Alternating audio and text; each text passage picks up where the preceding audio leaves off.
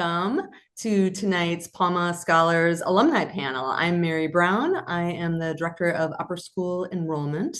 So part of my role is working with families like yours who are interested in Catlin Gables Upper School, which is what we call our high school, as well as the Palma Scholars Program. Shortly, I will turn it over to my colleague, Jonah Weaver, who is the director of the Palma Scholars Program. But first, just will really quickly just remind you that this webinar is being recorded. And that when the panel begins, or actually anytime you think of questions, please enter them into the chat. So you actually don't need to wait until you're ready to ask the question. You can enter those questions whenever you'd like.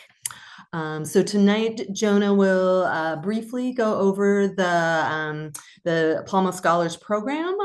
So to get everybody sort of grounded, and then we will ask our alums to show their faces on the screen, and they'll introduce themselves, and then the panel will begin. So with that, I'm going to hand it over to you, Jonah. Thanks, Mary. I'm Jonah Weaver, and this is my second year at Cal and Gable. And I want to give you a little bit of background about me and a little bit about the program before we jump into our panelists. This is my 26th year in education, and in that time, I've had the great fortune of teaching at a lot of different schools in several different countries and places in the United States. And just recently, prior to Catlin Gable, my family was living in Egypt for 2 years.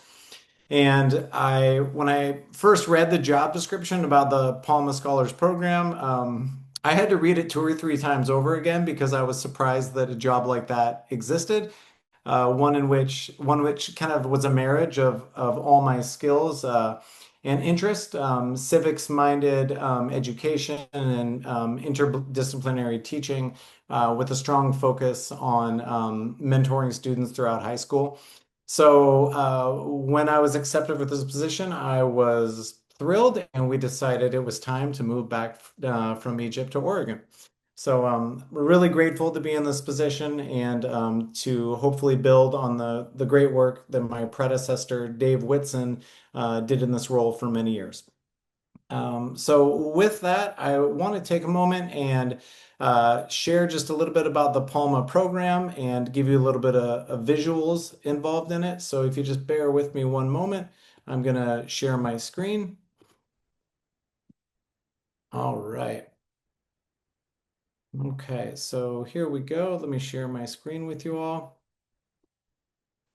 All right. So, let me get that out of there. All right. So, what is the Palma Scholars Program? It is a merit scholarship program that I will talk about a little bit more here in a minute. And it is really meant to be a locus of innovation for student learning. And as you know, as many of you probably know, Catlin Gable is a progressive school, and the Palma Scholars Program was started with the intention of independent, progressive ways in which students could succeed. And it was inspired by the Rhodes Scholarship and Moorhead Scholarship, which focuses on civic-minded leadership among students. And there are some eligibility requirements. It is open to incoming ninth graders who were not previously enrolled at Catlin Gable. One of the reasons that is one of the hallmarks of the program is the intention is to widen the population for students to come to Catlin who otherwise this may not have been an option originally. And our program rests on four pillars. And those four pillars, in no particular order, are students who show potential or excellence in academics, athletics, leadership, and service. And I will just tell you a caption here. This was our retreat last spring to New York City, in which we did some volunteering and tourism as well. And moving onward to get a little bit more specific, there are some distinct aspects of the Palma Scholars experience. It is a 25% 4-year merit scholarship that includes a laptop, books, and other programming. And it is important to note that additional need-based aid is available for students in addition to that 25%. There are no graduation requirements, and certainly all Palma scholars fulfill the college prerequisites and requirements for college acceptance, but there are no specific Cal and Gable requirements, which means students can tailor their schedule to explore classes that are of interest to them. And we meet weekly in a full cohort during our Palma lunch. And then I meet with students once or twice, or once a week, or once every 2 weeks, most often more, with me, in which I provide mentorship through the different aspects of their complicated lives and different things they're interested in. And then we also take a spring retreat. We've just decided recently that this spring we are going to be headed to the San Juan Islands, and there we're going to be doing a variety of volunteer work based on ecology and environmentalism, and hopefully get to see some fun sights on the island. And another aspect of being a Palma Scholar is that students for the first 3 years of high school, they take the interdisciplinary Palma seminar with me, in which students receive it's half credit social studies and half credit English. And each year there's a different thematic focus. So last year the focus was human conflict, and then this year the focus is protest art. And the way in which artists use different mediums to challenge the norm. And then senior Palma Scholar students, they have the choice of taking the Palma seminar, and or they all take the senior capstone, which is a year-long independent study project in which they explore something that is of interest to them, and then they present in late May. So that is a little bit of background of the Palma Scholars Program. And I'm gonna stop sharing my screen here. One thing I want to note is that here in a moment, I'm going to invite our panelists, who are all former Palma Scholars, to introduce themselves, and then we are going to give some time for a Q&A. And just a reminder, please enter your questions via the chat, and then I'll be able to read those and then have our panelists answer those questions. So at this time, could I go ahead and invite our panelists on the video, and then we are going to have some introductions. So I will just go left to right as though I'm seeing you on screen right now. But if you could just give your name, when you graduated from Catlin Gable, any activities and sports that were of note during your time in maybe now, where you went to college, and some of you are still in college. And if not in college, what is your job right now, or what are you doing with yourself these days? So why don't we start with over on the left? I know I'm saying your name, but why don't we start with Hodge? So go ahead, Hodge.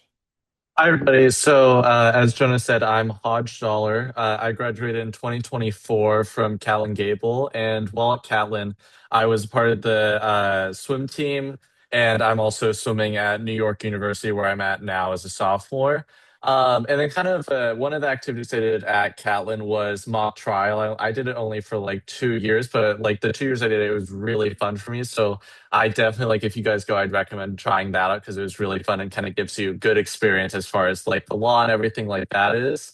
And then as far as what I'm doing at New York University, I'm double majoring in business and computer science. And when I graduate, if I'm able to get a job, hopefully, I'm hoping it's something in like tech consulting or something kind of techy like that. So we'll see how it goes. Thanks, Hodge. All right, let's move on to Sid. Hi, everyone. My name's Sid, and I graduated from Catlin in 2018. And I went to the University of Cincinnati for college, and I studied at their design school. And I got a degree in industrial design. And after that, I moved back to Portland and worked in freelance design and a bunch of other freelance jobs that you can figure out in Portland. And then just recently, I began a full-time job at an arts nonprofit that is also like a listening room. And then I also recently opened up a magazine shop in downtown Portland with some friends.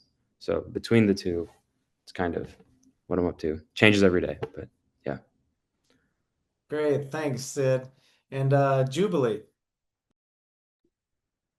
Hi, my name is Jubilee. I graduated Catlin in 2015. I'm at my 10-year mark, which is crazy. And then I went to Pitzer College after that. And right now I live in LA and I work in TV. I'm working on the show For All Mankind and the spin-off show, which are both on Apple. So yeah, that's what I'm doing. Oh, wait. At Catlin, I played soccer, basketball, and track. And then did the Catlin Speak, which is the school newspaper. I think I forgot to say that too, but I swim and I also did a lot of Chris Mateer's like art and design classes. All right. Thank you. Thank you. Okay, Carolyn. Hi, my name is Caroline. I graduated in 2020. I went to Scripps College, neighbor to Pitzer, and I also live in LA. Right now, I am working as an executive assistant to the head of creative at a small production company. Um, but at Catlin, I played soccer. I ran track pretty reluctantly. And what else did I do? I was pretty involved in the media studies scene. Um, but at in college, I had a degree in biology and then a minor in media studies. So I took advantage of the no graduation requirement when I was at Catlin. I appreciate that. All right. Thank you, Carolyn. Okay, last but not least, Anusha. I also was class of 2020 with Caroline, and I played soccer and ran track with Caroline. I guess I also was involved in the computer science a lot at Catlin. And then I went to college at Notre Dame and I majored in physics and French. And I'm still in school, so now I'm getting my PhD in physics at Berkeley. All right. Thank you, everybody, for that. I will be looking at some of our chat questions here momentarily. But just to get us started, I'm wondering if maybe some of you could share as you look back at the Palma Scholars Program. Jubilee, I understand you were the first graduating class in the Palma Scholars Program, and then we have Hodge, who's graduated, fairly recently from Catlin. But to all of you, what is something that you look back on in the program that has really positively impacted your continued learning and where you are right now in your life? Yeah, please, Hush.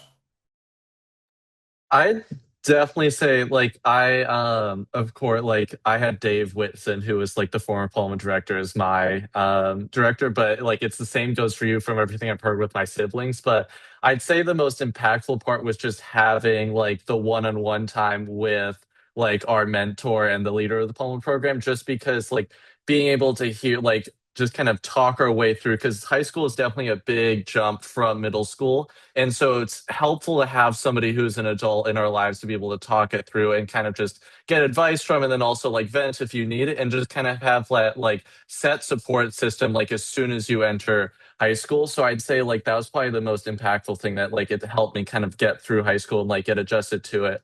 And at the same time too, I'd say the actual class, the actual Palma seminar is probably like the probably my favorite class I've ever had, like period, hands down, even at college, just because like the range of topics that we covered and just the way that it was taught, kind of like a like college level course, is like giving me like just a much better, I'd say, outlook on life, as far as like way to look at things and all the knowledge I was able to gain from it. So I'd say like the mentor and then also like the Palma seminar are the two most impactful things for me.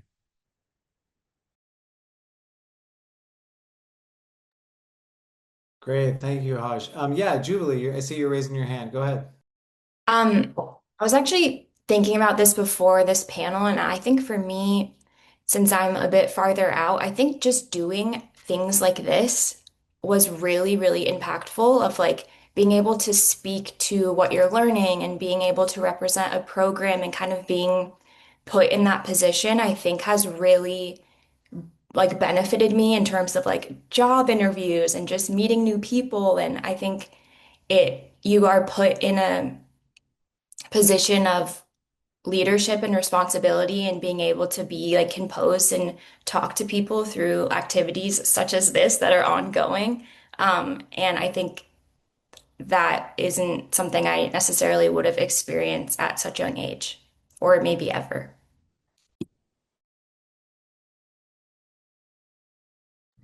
Yeah, go I ahead. have a quick one. I would say I think this might apply also to just Catlin in general, but I remember like being a freshman and the Palma Scholars Program, like the seminar class specifically made you work with students like way older than you.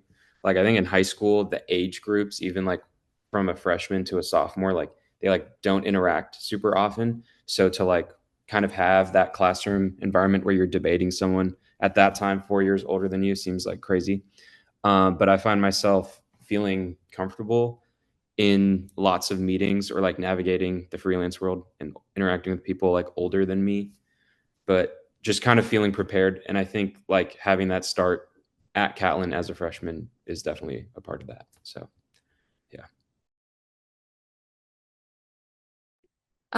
Yeah, I mean, I touched on it a little bit before, but I definitely took advantage of the no graduation requirements. I found myself like split between interests. I really loved the science world, but also film stuff, and I was able to pursue both all 4 years, which was really awesome. And then I got to college and I learned the hard way that the real world is not really like that. Um, and I sort of had to put the film to the side. But then I was able to come back to it when I realized I didn't want to be in med school forever. And I look back and I thank Catlin for allowing me to do that because it really formed where I am today. And then I guess for me, a big thing was I didn't really know what I wanted to do, so I did double major. And like Caroline said, not having the graduation requirements made that easier.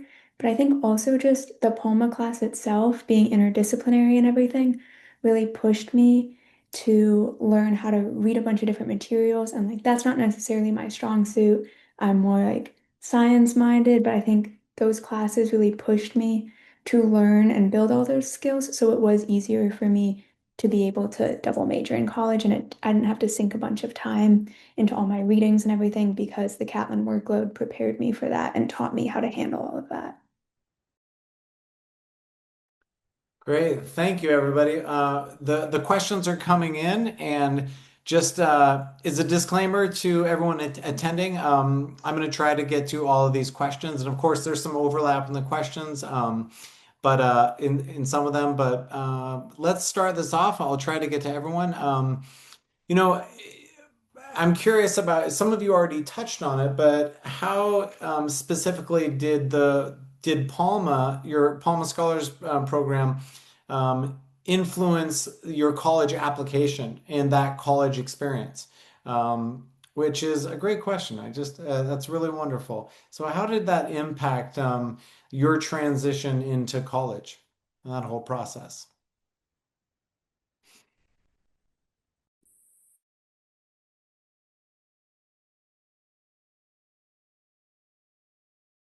I guess I was kind of just talking about that, but at least for me, a lot of the gen eds I had were very heavy on reading and essay writing. And I found that, like, compared to the IAPs, I don't know if we still have them in Palma, like the individual assessments that we had to do. It was like, compared to that, writing these essays felt a lot less daunting jumping right into college.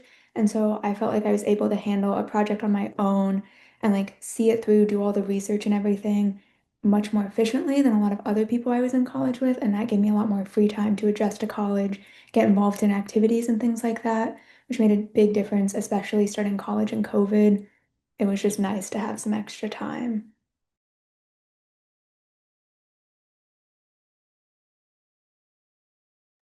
Yeah, go ahead. Go I ahead, Sid. think for me, how it impacted my application process, that was part of the question, right? Like how did it influence? I think over the course like of the Palma seminars, I took them all 4 years. Even my senior year, I like opted to take it as well, I think. And in combination with that, with the IAP, you can like explore a bunch of different methods of like presenting your work. I remember there was opportunities to kind of like have an output from a semester that was like, I don't know, very different in style and could align with different majors that you would like go down the path of in college. It, I was going to say, it just helped me like solidify my interest in design, like being able to like talk to Dave or the mentor and be like, could I present my work in this manner? And that's kind of something that maybe would be in my degree in college. And then I was like, oh yeah, I really enjoyed that arc and that process. That might be something, not that it would ever replicate exactly what you're going to learn in college, but it just, you were allowed to like explore.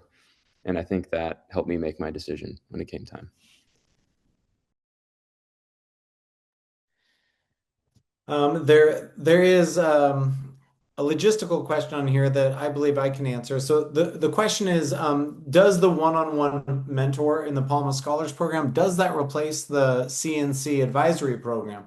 And no, it does not. So the mentorship that Palma Scholars receive, that is in addition to CNC.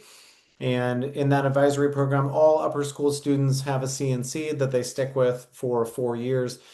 So, for example, in addition to my teaching role and then the Palma Scholars director position, I'm also a co-advisor of a CNC as well. So, certainly, Palma Scholars get a wealth of input, whether they like it or not, in advising on their, their current trajectory throughout high school. And my experience in my short time at Catlin is that, most students really appreciate and value the different input and avenues they can go to support their trajectories.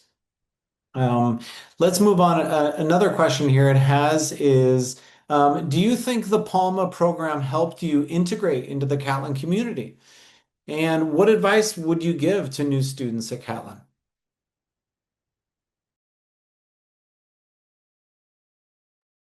I'd say like with high school, the biggest thing like is going to be in like just finding your group of friends and like getting like acclimated to the community. And I'd say like the way the Palma program helps with that is the fact that like you go in with a build like a set group of like 4 or 5 like friends that you're gonna probably have for at least the rest of your high school career and most likely like probably for the rest of your life after that.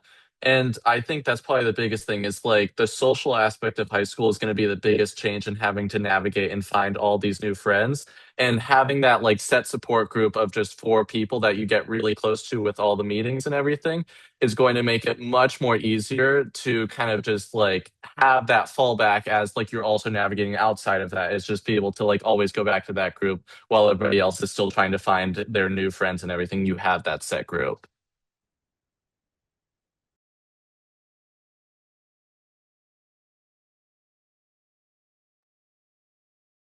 Great. Yeah, go ahead, Carolyn. I think also coming in playing a sport is really important, and that helped me integrate into the community as well. Um, I mean, soccer is a fall sport, so you start before school starts, and then you come in you come in having met people already, and that was really beneficial. But like Hodge said, having a core group of students is really nice. I mean, Anusha and I were close all throughout high school and after, and um, yeah, now we're here.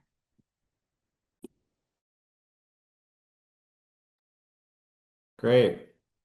So we have another question here is how did you balance your sport and extracurricular activities? Um, which is the enduring question that I'm sure many upper school students in Palmas are figuring out and navigating. But particularly, I would assume that Palma scholars have an added load, being a Palma scholar. So balancing that can be, I'm sure, tricky. So does anybody want to touch on that balance?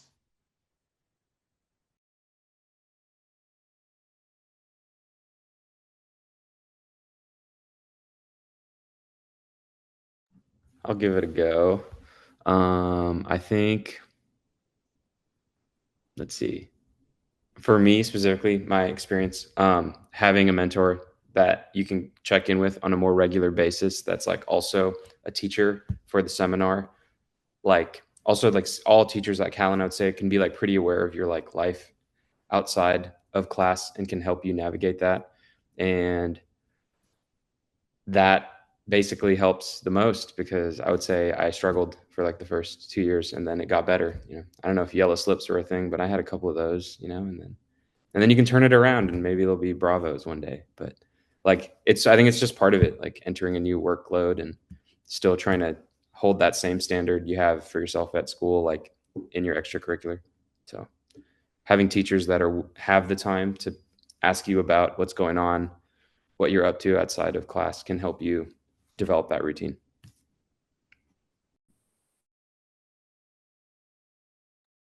I would say another big thing was, like Sid said, having teachers that you're comfortable talking with. And that's not only through Palma, but I do think Palma helped with that. And also just in the one-on-one meetings, Dave, I guess now you holding people accountable, checking in on them. I think also having those conversations made me feel more comfortable approaching my teachers, being like, hey, I have big playoff games this week, or I'm going to be out of town for a tournament. Could I get an extension? Or how can I adapt the assignment so I can get this done? And just being comfortable having those conversations with people is a skill that I learned mainly through the program and that I think also is very valuable going into college and even like now for me, it's still helpful to have those like self-advocacy skills.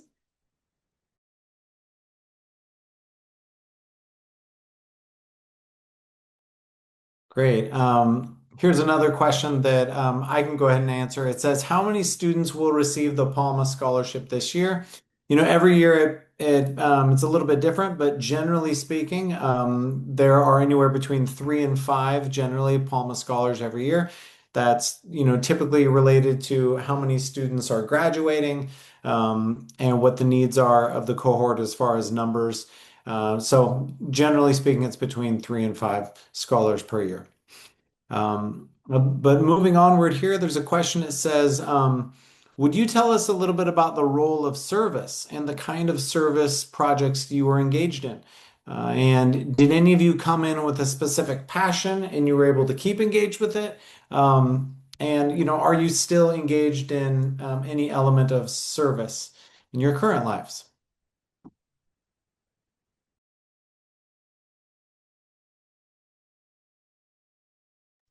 The service that I did was something called Top Soccer, which essentially like is a program for special needs kids to be able to play soccer. And I started doing it when I was 11. And essentially, like what I would do is like a buddy is I would go in and I would like be paired with somebody with a disability, and I would help them play soccer for whatever like the hour and a half or 2 hour long session. And I did that like until essentially senior year, till I was 17. And like it was just so fun to be able to do it. And like the added part, of course, is the fact that like part of the Palm program is being like encouraging you to do service projects like that. And I think like just kind of being able to like I guess participate in that and like just witness like or I guess it taught me a lot about compassion and everything like that, and being able to see other people with who aren't don't necessarily think the same way as I do, and then also taught me also a lot about communication as well, and being able to kind of communicate what like I need them to do and things like that. So I'd say just like the encouragement that the Palma program does for projects like that and service focused things like that is really helpful in terms of like helping you see the world in a different way, because that's kind of the whole purpose of a service project, is to be able to understand like the rest of the world.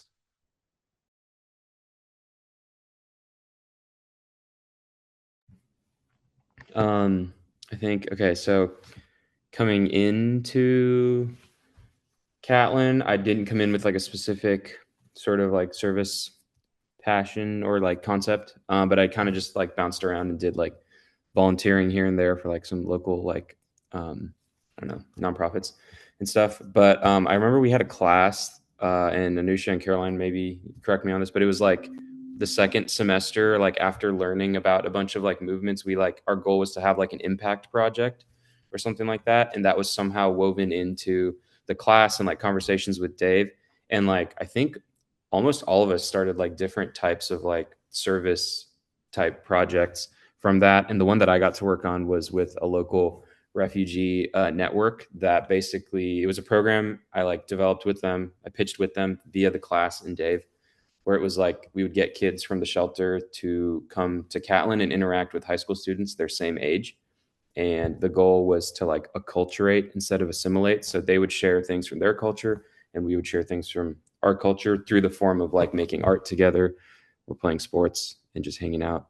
And looking back, I was like, that is a cool thing to have Catlin support and like help me navigate as like a 16-year-old. And then I think it stuck around for a little bit. But it was cool that that was a part of a class because I didn't really know what my path was until that class. So I don't know if that kind of answers the question.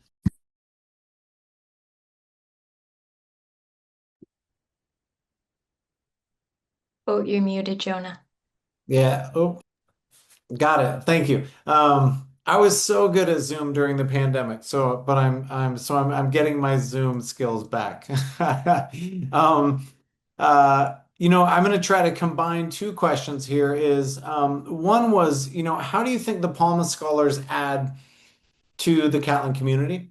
And then also, I think related to that is, does being a Palma Scholar in Catlin, does it feel different in general? Did your experience feel different? So, how do you think the Palma Scholars add to the community, and how is it different being a Palma Scholar?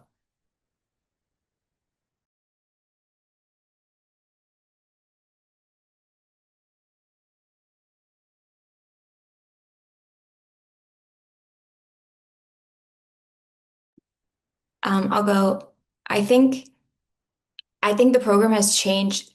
I was the first one, and so I think it was a bit different. I think it did affect just like as the community understood what this program was. I think there was a lot of like change with that, but I think now, obviously, it's been around for a lot longer. I think the way that it benefits the broader community and the people within it is that um, it's just a very like radical way of teaching. I think it's constantly bringing in creativity in the way that it's approaching the different pillars and how to serve the Palma students within those pillars. And I think that absolutely affects the community in a beneficial way. And also, ideally, the individual Palma scholars are um, fostering good things within the larger community. And I think this is still a thing, but other students can take the Palma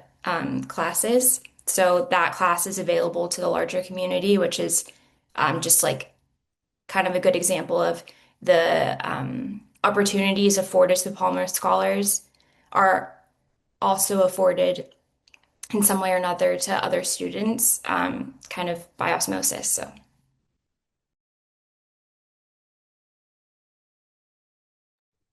I think another big thing was that we had a lot of emphasis on leadership. So not only does the Palmer program look for people who are good leaders coming into the program, but a lot of it is also about developing those leadership skills and learning how, based on your leadership style, you can best help others.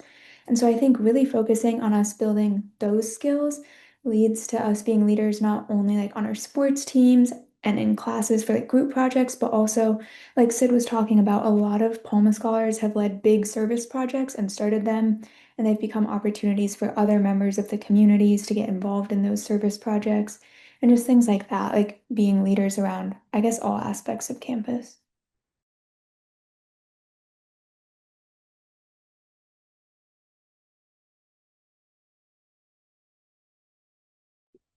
I mean, I think the fact that other students are allowed to take the seminar is definitely a benefit to the greater community.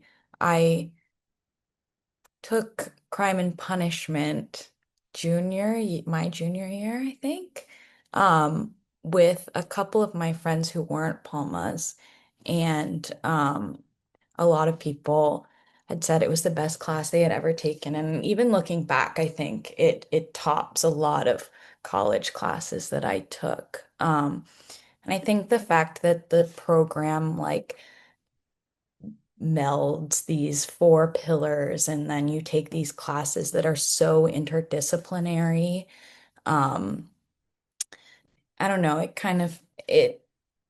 think it prepares you for college. A lot of college classes are very interdisciplinary as well. Um, and I don't know, I think it's beneficial to the entire community in that sense. I have a question. I think this is kind of a fun question. I'm sure many of you will have opinions on. But what was your favorite Palma trip? And for attendees here, just to review, the Palma retreat, it happens every year, late May. The trip has ranged anywhere from several days to I think there was a couple years where it was like a week and a half or longer. And there is an educational component to that trip, and students brainstorm ideas, some of which are not feasible, and but many of which are, of course, feasible and educationally inclined. And it's a good opportunity for students to come together and see how they really want to bond in this learning experience. But so to our panelists, what was your favorite Palma trip or retreat that you went on?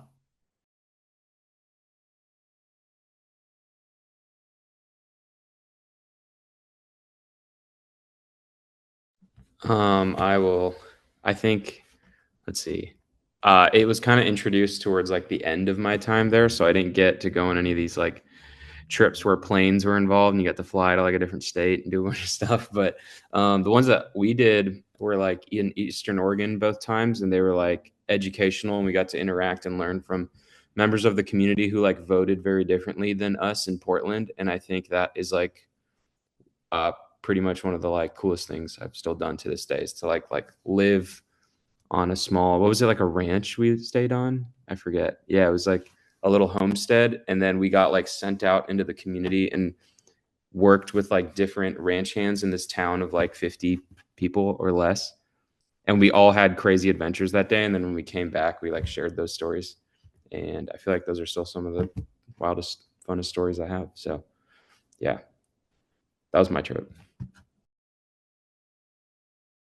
I was also gonna say Unity, um, because like when are you ever gonna go to a random tiny town in the middle of Oregon? But for the sake of sharing that we go to other places, we went to Clarksdale, Mississippi junior year, my 2020, no, 2019, 2018.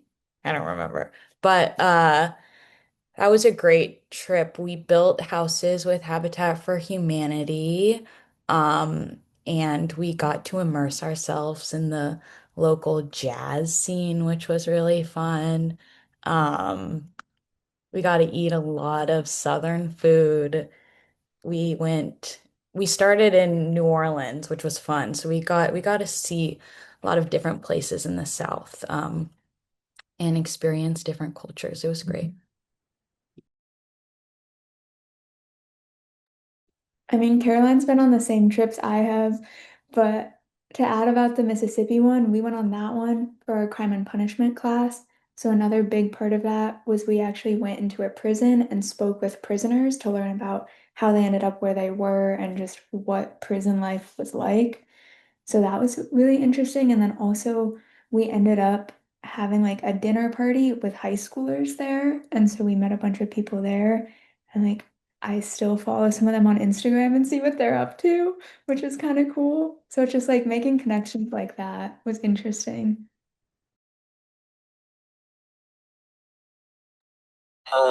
My favorite was my senior year. We went to Louisiana for I think a week. And like while we were there, we visited a plantation. We talked to a lot of people who had been affected by Hurricane Katrina.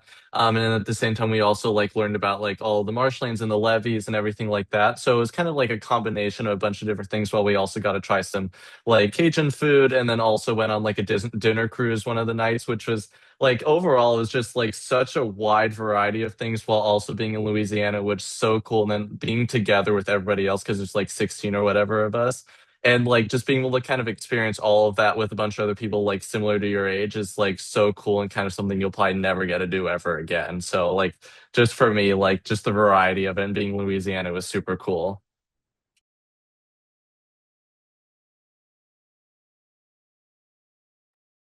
All right, thank you, everybody. And again, apologies to attendees if I don't get to all the questions.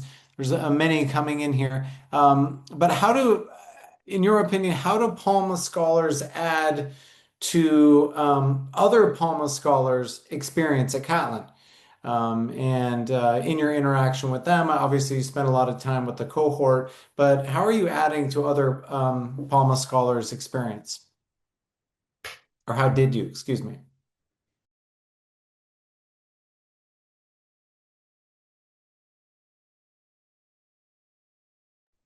I think it is really cool to be so close with so many people who are doing different sports and just doing really good at different aspects. Like I'll never forget, I was in the program with a girl named Laura who was so good at tennis, and I just had I'd never played tennis. It wasn't part of my life, but I was able to follow her tennis and kind of get invested in it through that. And I think just being close with people that you wouldn't necessarily ever be close with was really just fun. And I think you just learn about people in a much different way when you're able to kind of be invested. Sorry, my neighbor's doing something crazy.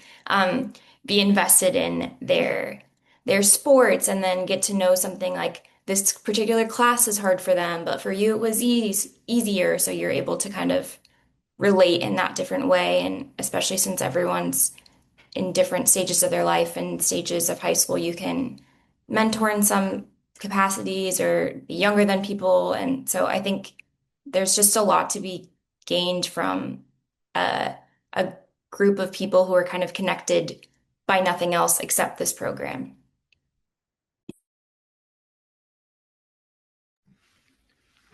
My response was going to be like kind of similar. I would say like everyone who comes into the program is passionate about, like very passionate or kind of like nerds out in a very good way about something, whether that's their sport or beyond.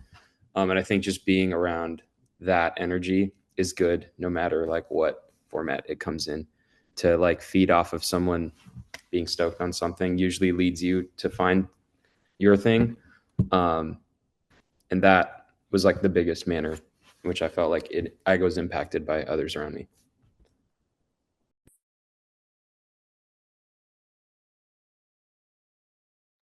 All right. Oh, sorry. Go ahead, Caroline. Oh, I was just gonna say, I think um, the other scholars like push each other in ways, especially in sports. I mean, she's not here, but Lila, Lila Fenner and I ran together, and we definitely pushed each other on the track. And then, and yeah, we made us both better at our sports. But yeah, I mean, I learned so much from Anusha. She's like the smartest person I've ever met. So I want to give her a shout out. But yeah, I couldn't have gotten through Comp Sci 1 without her. So she helped me in that way too.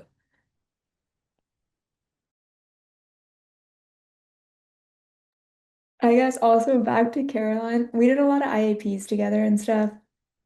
And Caroline, I don't know how she would do it, but she would turn our projects into such good film productions. And I had no idea how to do any of this, and I would just see her editing away. So it's like I like to think I learned a little bit about editing from Caroline, but it's again, we all have very different interests. So you can learn about like what they're interested in, and you just get a little bit of a broader view, I guess. And then also, I feel like I learned a lot from older students like Sid. I don't know, just like hearing what he had to say about stuff. And it was nice to get a perspective from an older student and then like another person who's not here, but Maya, I think was Sid's here too. And it was just like cool to see how they were approaching everything. And I guess I got an insight into the college admissions process and just how they were seeing things. So that was very helpful.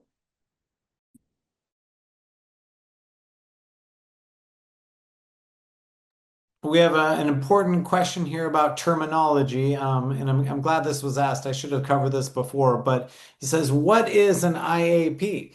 So IAP stands for Individual Assessment Plan. And what that means is at the beginning of the year, in the Palma seminar, students self-select specific skills and success criteria for those skills that they want to work on throughout the year.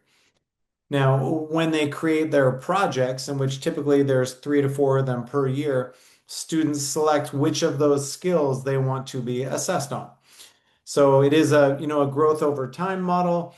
And then also students are graded according to their skills. They're not graded in relation to their peers.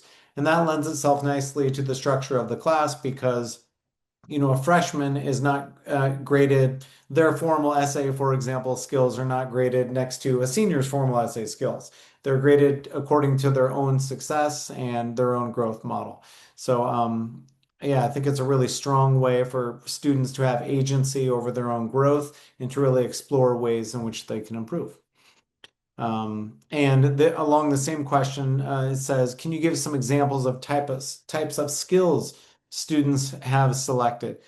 So I'm thinking this year, I have many students who've selected time management, multimedia presentations, formal writing skills, brevity is another one.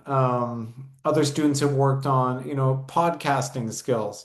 Other students who've worked on incorporation of digital media and art design. Last year, I had a student, Addie Dollar, who worked on comic writing and in artistic design. And there were these amazing demonstrations of her formal written skills, through the medium of creative artwork. So it's wonderful for me as the teacher because I get to see these fantastic projects. I just graded 28 of those projects in preparation for conference week. And I spent a lot of time on those, and I am gifted with seeing video essays, pieces of art, podcasts, presentations, all these amazing type of presentations that are, projects that are really inspiring for me. So thank you. That's a great question. Another question here I missed before. It says, what middle schools did you attend? I'm sure we might have a variety here. So what middle schools did you all attend before Catlin? I attended Meadow Park Middle School in Beaverton. Yeah.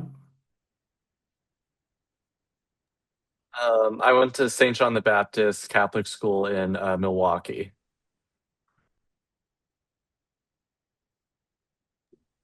I went to West Sylvan. So I was feeded to Lincoln. Okay. Right. I went to Gilkey. Okay. I went to Laurelhurst and then I actually went to Grant for 1 year before, and the program logistics were different. So, but that can't happen anymore. But anyway. Yeah. Great. The other question here I wanted to get to is it says, what would you say to eighth graders who are considering applying to the Palma Scholars Program, and what words would you give them about why they should apply to the program?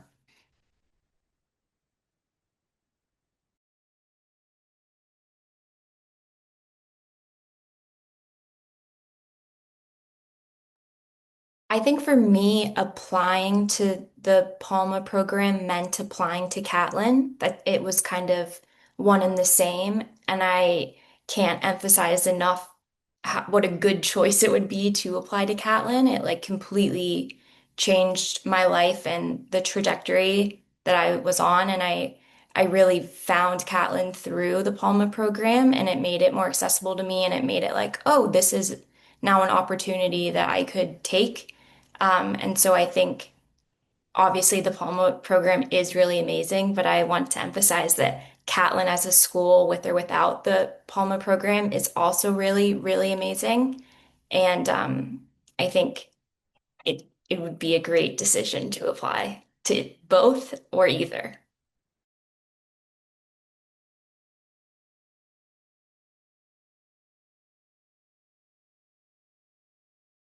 I fully agree with that. I'm trying to think of something more.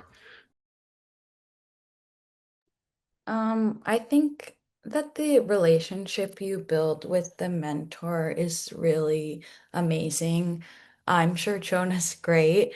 But Dave, all right, like Dave really helped me grow into the student that I or was. I'm not a student anymore, but I guess also the person that I am today.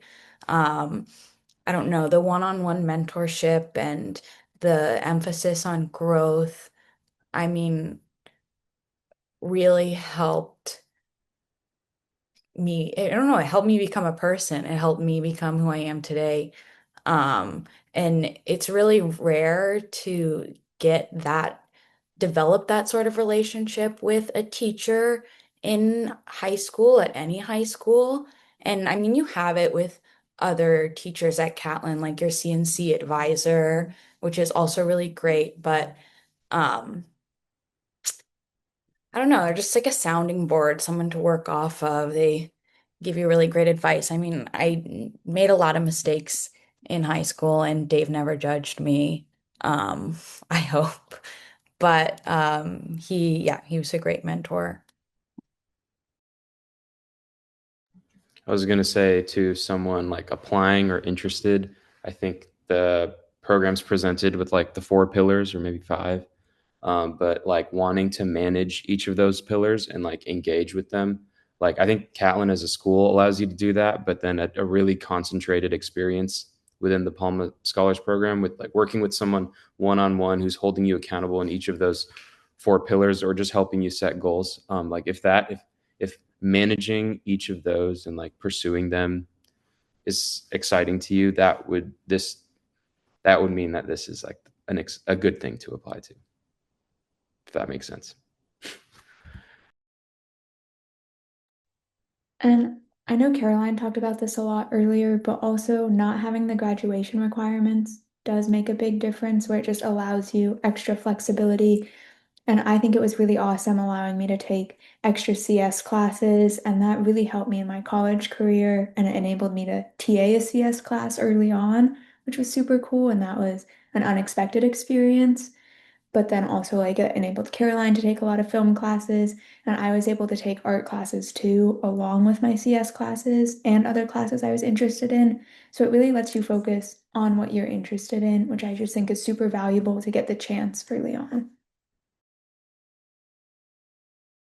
I agree with the CS thing. I did 4 years of CS at Calvin. It was like probably my favorite class. But outside of that, I'd say like the Palma seminar for me like was the biggest reason, like thinking back on it, like to go to Catlin, just because you'll never take another class quite like it. Just like the breadth of knowledge that you gain from it, and then also just like the variety that you get from each year. It's a different topic. And the fact that you're able to choose like your project and how you kind of communicate everything you learned, like I did short stories for 2 years. Like I just wrote short stories based on whatever we learned. And like there's never going to be another class where you're able to do quite something like that. So I think like if you need a reason, like that's the reason. We only have a moment here, but just something I want to clarify is, students who are not Palma scholars can, of course, take the Palma seminar. For example, right now I'm teaching 2 sections of the course, and sure, I have many Palma scholars in there, and then also non-scholars who are just interested in the course and wanted to take it. Um, I think we are just about out of time. There's apologies to those questions that I didn't get to. There's still several unanswered. I'm sorry. But I would like to really thank all our panelists for taking time to spend this evening to share about your experience. It was really exciting. And many of you I'm meeting for the first time over Zoom. So thank you very much for being here. And at this time, you're welcome, panelists, to turn off your video camera. Thank you very much, everybody. And obviously, you can stay on the meeting if you'd like. Thank you, panelists. That was really fun to hear about your memories as well as just what's going on in your lives now. And thank you all for attending our session tonight and for your great questions.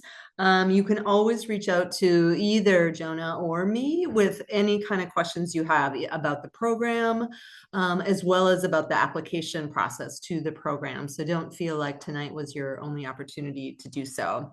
I also just want to remind everybody that we have a Palma Scholars Program breakfast coming up. That's on December 3rd.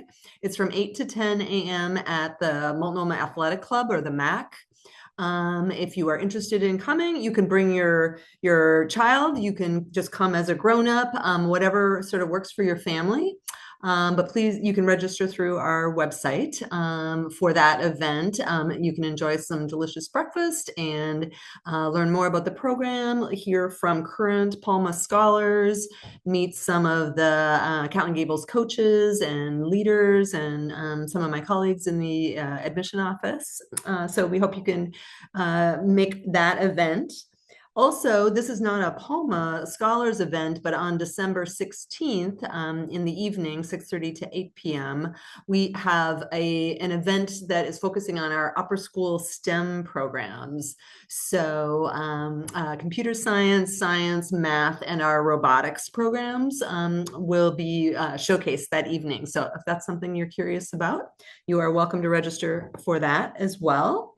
And then just a reminder that the application deadline to apply to the Palma Scholars Program is earlier than the regular upper school application deadline. So if you want to be considered for the Palma Scholars Program, you need to have all of your steps completed in the application process by midnight on January 15th.